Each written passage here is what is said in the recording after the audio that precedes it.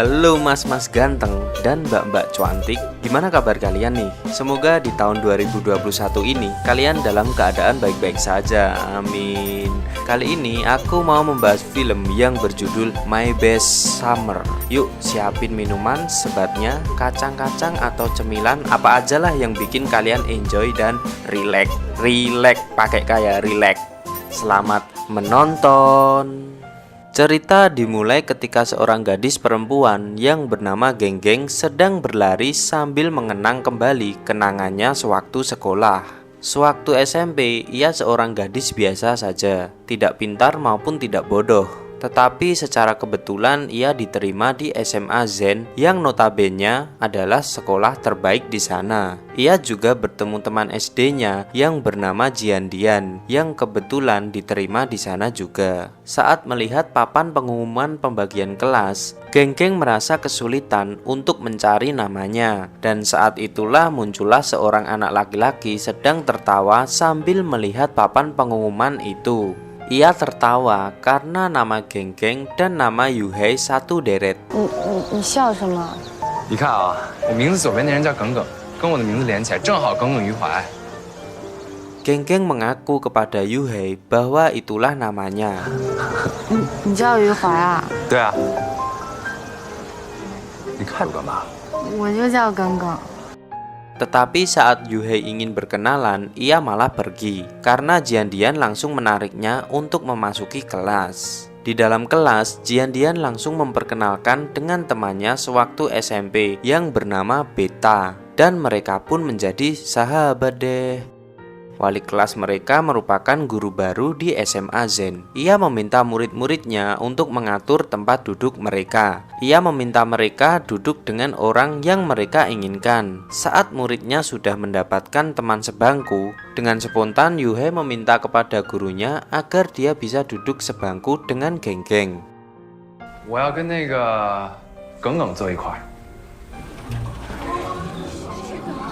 Dan sekelas pun mulai bersorak ketika Genggeng menyetujuinya. 我愿意。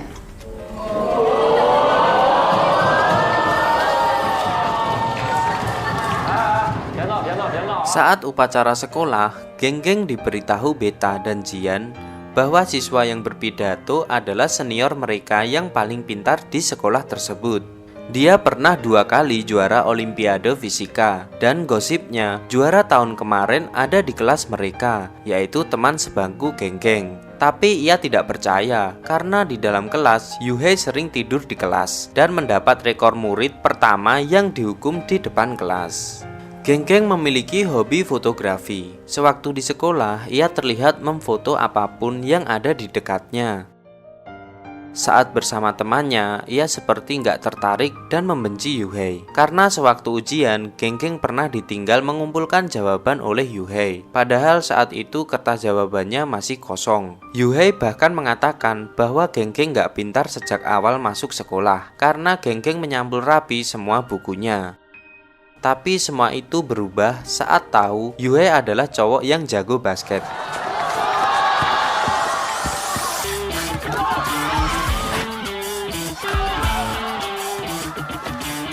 Dan langsung mencoba untuk memfotonya. Tetapi saat memfoto, Yuhei malah gagal dalam memasukkan bola karena terkena flash dari kamera Genggeng.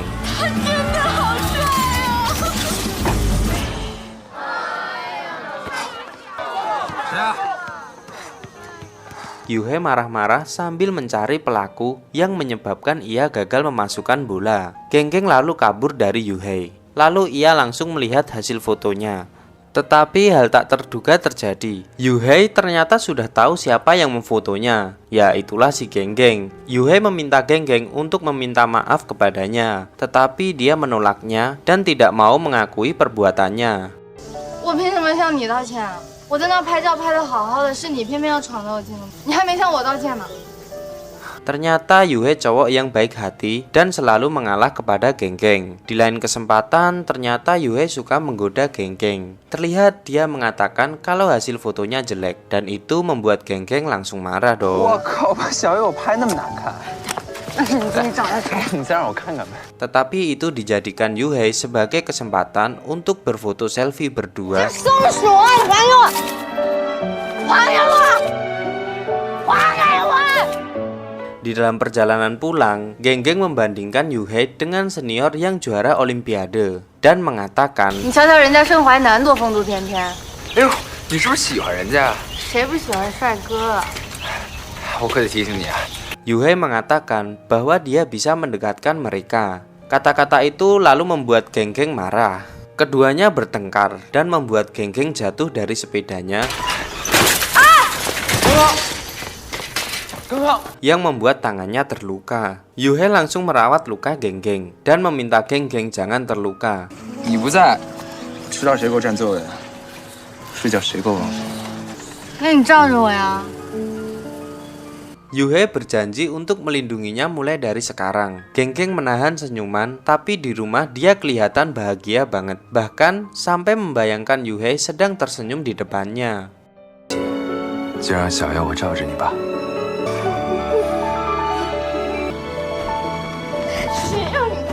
Keesokan harinya, Genggeng menceritakan kejadian itu pada sahabatnya, Beta dan Jian Dian, mengenai apa yang ia alami, dan karena kejadian itu membuat Genggeng jatuh cinta pada Yuhei. Lalu sahabatnya punya ide agar Genggeng pulang bareng Yuhei, yaitu dengan cara membuang kunci sepedanya. 没丢啊。我去，这下丢了吧？自行车钥匙丢了。走吧，送你回家。 Bukannya diantar balik ke rumah, Yuhei malah mengantarnya ke tempat pemberhentian bus. Genggeng terlihat marah dan menceritakan semua kepada sahabatnya. Tapi tak berselang lama, Yuhei menyusulnya menggunakan sepeda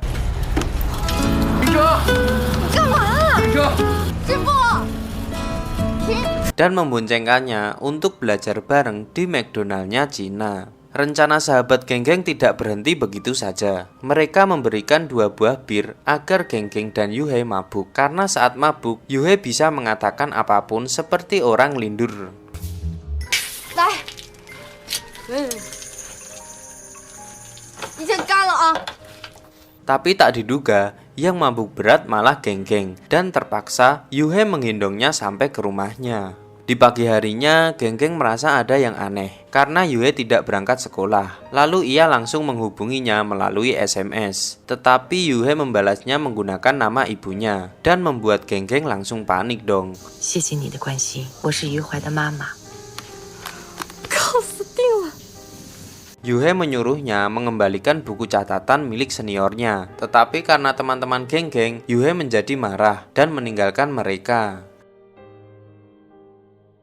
Ada kejadian di mana Genggeng merasa kesulitan dalam mengerjakan soal matematika. Tapi karena melihat Genggeng sedang kesulitan, Yuhei sengaja bertanya kepada gurunya bahwa dia ingin dijelaskan lagi. Akibat perbuatan itu, membuat Genggeng dan guru pun merasa aneh. Tetapi guru tetap menjelaskan kembali sesuai permintaan Yuhei. Ia mengulanginya secara terus-menerus karena Genggeng masih belum paham juga. Dan itu membuat guru pun marah. 老师这道题我不懂。 于怀，你是不是诚心在跟我作对啊？ Karena merasa dikerjai oleh Yuhei. Tapi ternyata banyak siswa yang meminta gurunya untuk menjelaskan ulang soal matematika yang dirasa mereka sulit pahami. Sepertinya Genggeng masih malu berbicara dengan Yuhei. Ia menulis di selembar kertas untuk Yuhei. 我不懂的地方会自己问老师的，基本的事儿，对不起啊。 Terlihat Yuhei sangat senang dan meminta Genggeng jangan menggunakan kertas, tapi ngomong secara langsung.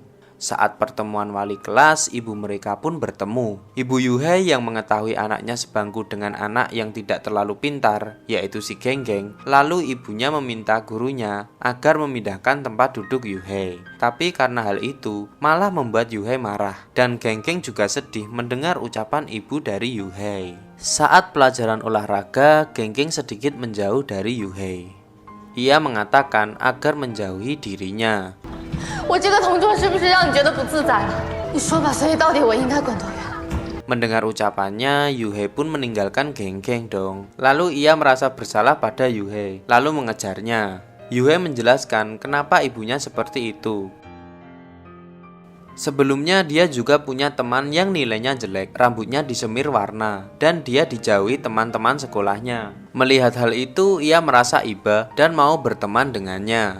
Karena Yuhei pernah gagal dalam suatu kompetisi, ibunya datang ke sekolah dan menyuruh temannya untuk pindah tempat duduk dan melarang duduk di samping Yuhei. Hal itu sama seperti yang dialami Yuhei dan geng-geng sekarang. Suatu ketika ada lomba paduan suara. Karena suara keras mereka sangat ambyar, Yuhei berkata bahwa mereka tidak akan bisa memenangkan perlombaan ini. Tak disangka saat hujan lebat, terdapat siswa berkacamata sedang menyanyikan lagu cinta.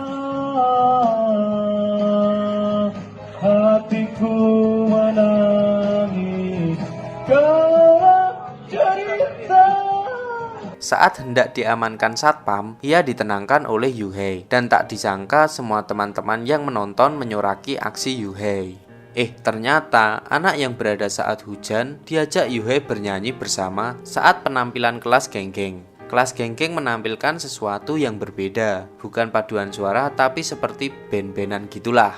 Geng-geng saat itu terpesona pada Yuhei, seolah-olah Yuhei menyanyikan lagu itu untuknya. Kelas mereka nggak menang, tapi wali kelas sangat tersentuh dan bangga atas penampilan mereka. Tak berselang lama, Yuhei ternyata juara 3 Olimpiade Fisika dan mengajak teman-temannya untuk pergi merayakannya.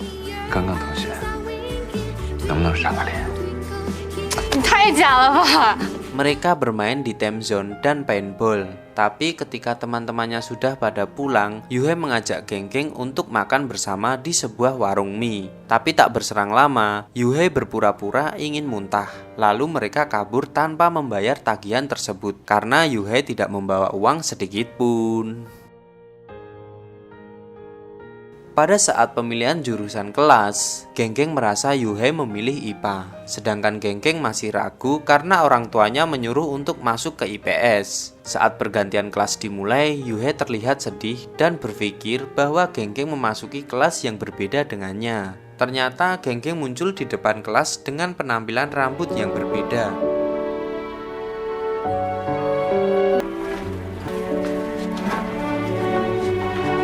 Dan membuat Yuhei terpesona. Begitupun teman-teman mereka yang menganggap aneh karena dia masuk jurusan IPA. Tak berselang lama, geng-geng mengatakan kepada Yuhei agar mereka menjadi teman sebangku selamanya.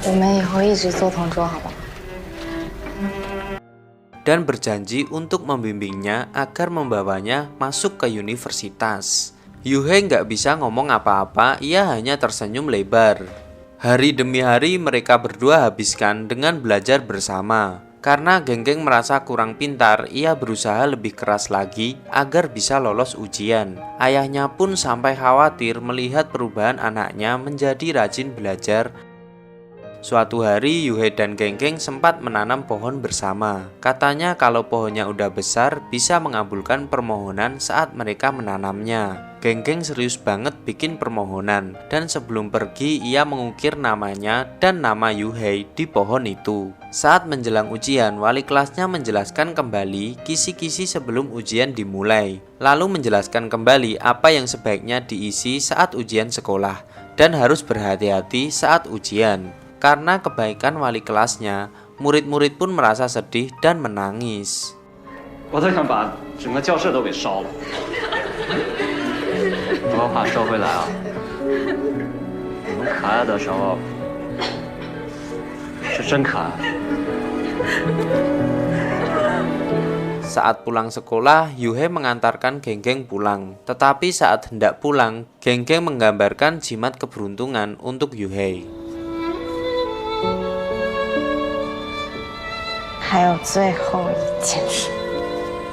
Tetapi ia terlihat berbeda. Yuhei sedikit merasa sedih, tetapi tidak berani mengatakan sesuatu kepada geng-geng.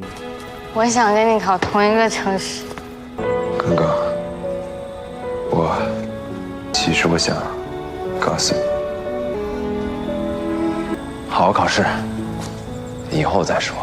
Mereka pun akhirnya berpisah sambil tersenyum satu sama lain. Selesai pengumuman ujian sekolah, Yuhei tidak menghadiri janji yang mereka buat, yaitu bertemu di depan sekolah setelah pengumuman ujian sekolah. Waktu pun berlalu, Geng-geng dewasa menjadi orang yang sukses. Ia bekerja di bidang fotografi dan mempunyai studio sendiri. Ia juga sering reunian dengan teman-teman SMA-nya. Tetapi saat pertemuan terakhir semenjak Yuhei menghilang, tiba-tiba Yuhei datang di reuni tersebut dan duduk di samping Geng-geng. Ia mendengar kabar kalau Yuhei kuliah di Amerika. Saat acara reuni selesai, Geng-geng melihat jimat keberuntungan yang ia gambar masih ada. Malah dijadikan tato oleh Yuhei. Geng-geng lalu menciumnya dan mengkonfirmasi apakah Yuhei masih menyukainya. Tapi Yuhei membantah hal itu. Bahkan saat Geng-geng meminta Yuhei menjelaskan apa yang terjadi pada dirinya, ia malah pergi meninggalkannya dan bilang kalau akan ke Amerika dalam waktu 2 hari lagi. Selama 7 tahun ini, Geng-geng tidak bisa melupakan Yuhei cinta pertamanya karena Yuhei menghilang tanpa penjelasan. Saat Geng-geng memutuskan untuk melupakan Yuhei, ia malah mengetahui rahasia yang selama ini disembunyikan Yuhei. Saat sedang bersama temannya, Geng-geng menemukan fakta baru bahwa Yuhei tidak pernah ke Amerika. Yuhei emang beneran diterima di universitas di sana, tapi ia tak pernah kuliah karena ia tak bisa membiayai kuliahnya. Sebelum ujian masuk universitas, ibu Yuhei jatuh sakit uremia. Kalau dijelaskan seperti penyakit ginjal lah. Yuhei merahasiakan hal itu dari semuanya, termasuk Geng-geng, karena ia tak ingin mempengaruhi Geng-geng yang akan mengikuti ujian masuk universitas. Yuhei harus menjual rumah mereka untuk biaya ibunya. Tabungannya habis. Ia harus bekerja setelah lulus SMA. Meski begitu, ia tetap menjaga ibunya. Yuhei tidak pernah melupakan Geng-geng. Ia terus mengawasi Geng-geng dari jauh. Saat tahu Geng-geng sukses, Yuhei terlalu malu untuk menemui Geng-geng. Geng-geng menangis saat mendengar apa yang diceritakan tentang Yuhei. Lalu ia menuju ke rumah sakit, tapi Yuhei tidak ada di sana lagi. Ia sempat menelpon Yuhei dan bertanya kenapa Yuhei merahasiakan ini padanya. Lalu Yuhei mengatakan kalau mereka bukan teman sebangku lagi dan ingin melepaskan ikatan dengan Geng-geng. Saat Geng-geng ingin meminta penjelasan, Yuhei malah menutup teleponnya. Adegan pun berganti ketika Geng-geng sedang di dalam mobil sambil menangis. Tiba-tiba sang sopir menyalakan radio dan mendengarkan suatu siaran radio. Saat bintang tamu menjelaskan kenapa ia bisa terkenal sekarang, ternyata ia terinspirasi oleh temannya. Ia juga menjelaskan kejadian saat ia hendak menembak cewek di bawah turunnya hujan dan dicegah oleh Yuhei. Ia juga berkata saat menyanyikan lagu bersama Yuhei untuk paduan suara dulu, ternyata Yuhei mempunyai rasa terhadap Geng-geng. Seketika itu Geng-geng mengirimkan foto kenangan yang dia miliki kepada Yuhei sambil mengenang apa yang dia telah lakukan bersama. Mungkin karena malu, Yuhei malah menghapus semua foto yang dikirimkan oleh Geng-geng. Saat-saat terakhir film, Geng-geng berlari keluar dari mobil dan menuju di tempat mereka menanam pohon. Ternyata Yuhei telah menunggunya di sana. 你白痴啊！我就是白痴，我白痴我才喜欢你。我就想知道，现在的你还喜欢我吗？ Ketika itu Yuhei menarik tangan Geng-geng dan menuju ke pohon yang sebelumnya mereka tanam berdua. 我名字旁边这人叫耿耿，正好是耿耿于怀。就让我们从这里重新开始吧。 Dan film pun tamat.